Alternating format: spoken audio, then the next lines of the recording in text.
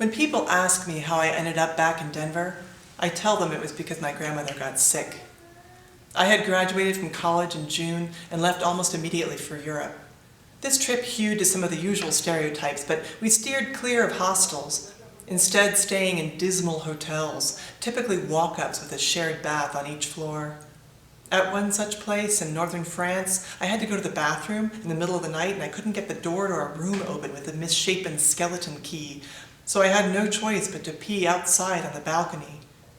As a matter of principle, we avoided some big tourist attractions, like Michelangelo's David and the entire city of Rome, electing instead to hang out in the birthplace of St. Francis, lying drunkenly beneath the cypress trees, listening to German pilgrims sing hymns.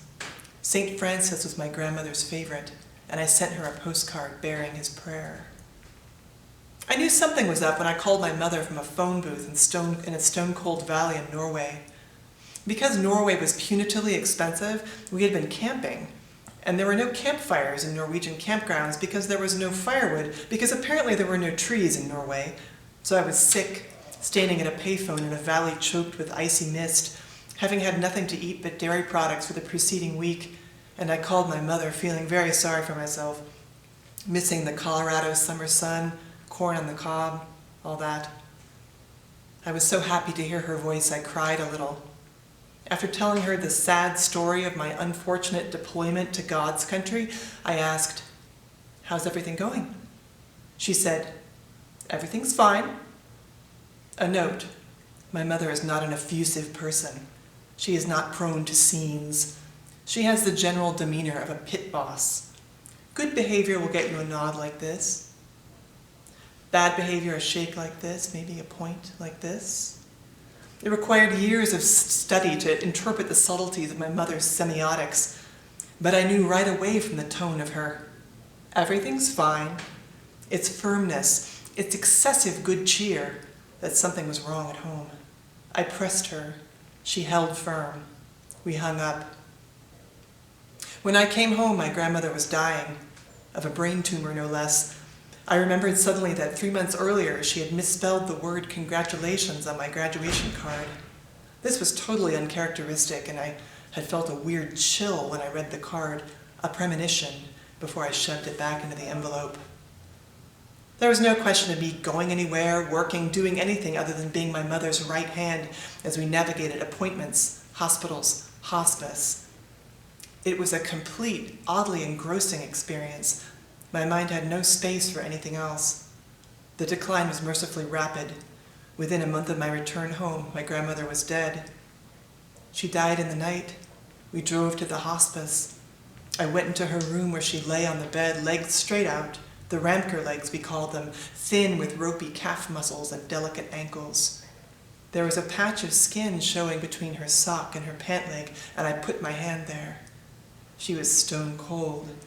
Cold as any stone, and I pulled my hand away.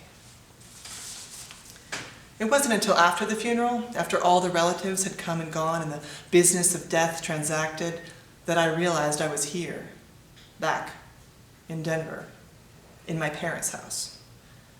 The great what now descended. The thing about returning to your hometown after years away is that you have to fight the past off at every turn. Look, there's the church where you took ballet lessons. Hey, that's where you got flashed. There's your journalism teacher drunk in a Lodo bar. Worst, I had to elbow past all the ghosts of my former selves, the pixie-cutted kindergartner mistaken for a boy on the first day of school, the 9-year-old who could not get her tennis serve over the net no matter what she did, the 15-year-old setting fire to a plastic American flag on the 4th of July and shrieking as it melted all over her hand. My college stuff was still in boxes. Easy enough to load them up and keep moving, right? My sister was always renting a U-Haul and driving somewhere. Rural Montana, New York City. I could do the same. Of course, I didn't have a driver's license, but I could get one, right? My college friends were mostly in New York and Chicago. I could go there. I could get a job and live in an apartment. Maybe I could date a man taller than me. But not now. It was almost Christmas. Well, it was 2 months from Christmas. Might as well wait until the new year to move. My parents had been warily circling me, tolerating my joblessness, but I knew my time was running out, so I applied for a seasonal job at the Tattered Cover. They offered me a position, but I turned it down. $5 an hour? I made 5 times that amount as a test subject for the University of Chicago hospitals. I applied for a job at Starbucks. On the 3rd interview, they told me I would have to remove my nose piercing to work there.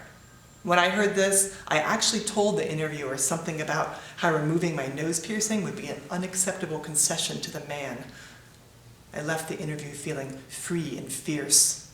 Why not head to England, where theater companies would fight for the opportunity to produce my comedy about Welsh modernist novelist Olive Moore? I started temping. 10 key for an oil and gas company, entering 12-digit numbers into spreadsheets 8 hours a day. Receptionist for a law firm. On my first day, I transferred a call to one of the attorneys. "You have a call on line 1. "Who is it?" she asked. "I don't know," I answered, because how would I know? They pulled me from the phones and set me to the task of sealing envelopes for the firm's Christmas cards. The envelopes were lined with foil, so you couldn't use a sponge to wet them, so I ran my tongue over the adhesive of hundreds of envelopes, day in and day out, until I was fired for losing a fax. The grinning, hateful receptionist set me up, but I was glad to be gone. Still free, still unencumbered, I could move to New York and, like my cousin David, become a personal assistant to a rich person. I could make ridiculous amounts of money picking up dry cleaning and arranging flowers, or maybe directing other lesser employees to pick up dry cleaning and arrange flowers. On the side, I would meet downtown theater types. Once, in Alphabet City, I had seen Willem Dafoe walking down the sidewalk. He wore a black muscle shirt and carried a plastic grocery bag. I gaped at him. He glowered at me. NYC, full of possibilities. I finally signed a 6-month lease for an apartment in Capitol Hill. Only 6 months, right? After that, I could join the Peace Corps and bring my text analysis skills to developing nations. I envied my friends who had studied French and Spanish. Much more useful. I had studied German. Weren't there still some former German colonies somewhere? Maybe in North Africa? I took driver's ed in the basement of the Sears in Cherry Creek. My classmates were either people with multiple DUIs there as a condition of probation, or women who had recently emigrated from countries where they were not allowed to drive. I got a perfect score on the permit test, but I had no car, so I couldn't practice driving, so I couldn't take the road test, so no license, so no U-Haul. The 6-month lease expired. I signed a 12-month one. The nonprofit where I was temping offered me a salaried job in the accounting department, which I accepted. I justified my choices by loudly declaring my desire to go somewhere else and do something else. I didn't.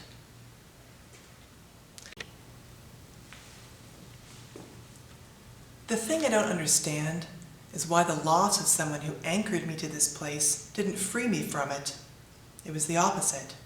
When I came back to Denver, everything was imbued with meaning, spirits of the dead and the living. Market Street Station, for example. Inhale that smell and I was a teenager again, waiting to catch the bus to visit my grandmother in Longmont for a few weeks in the summertime, where I would defrost her refrigerator in the garage and polish the china cabinet with old English furniture polish. She paid me an absurd hourly rate for my services and made me stop every 15 minutes or so for a cold drink. We watched Days of Our Lives and took bus excursions to the Pearl Street Mall. After she was gone, I loved that I could step into Market Street Station whenever I wanted to and just be transported. Why would I ever leave that behind? Last summer, 19 years after she died, Market Street Station finally closed, and I grieve it. I do. My grandmother was born on Staten Island and came of age in Prohibition-era Chicago. She went to speakeasies and dated a boxer named Kingfish Levinsky and saw men go crazy on bathtub gin. A few years into the Depression, she met a door-to-door refrigerator salesman. They fell in love, but he was a Jew and she was a Catholic, so they decided to escape their families by moving west. There is a photo of them on their wedding day, young and glamorous in their sleek city clothes, standing in front of the Amarillo courthouse. They squint into the brutal sun. One generation back, Their parents before them had fled the old country, fleeing rising anti-Semitism in France and sadistic English land laws in Ireland. One generation forward, their daughter, my mother, would flee rural Colorado for the big city, Denver, where I was born and my son too. Maybe it's our destiny to create a new old country from which our descendants will eventually flee. Oh, Denver, you sweet, eager striver, you surly regular glaring at strangers, ugly beautiful with your late limb-cracking snows, your red-skied summer days when the ashes sift down. You gorgeous fucker. When did I stop looking over your shoulder? When did I finally look you in the eye and say, you, this is the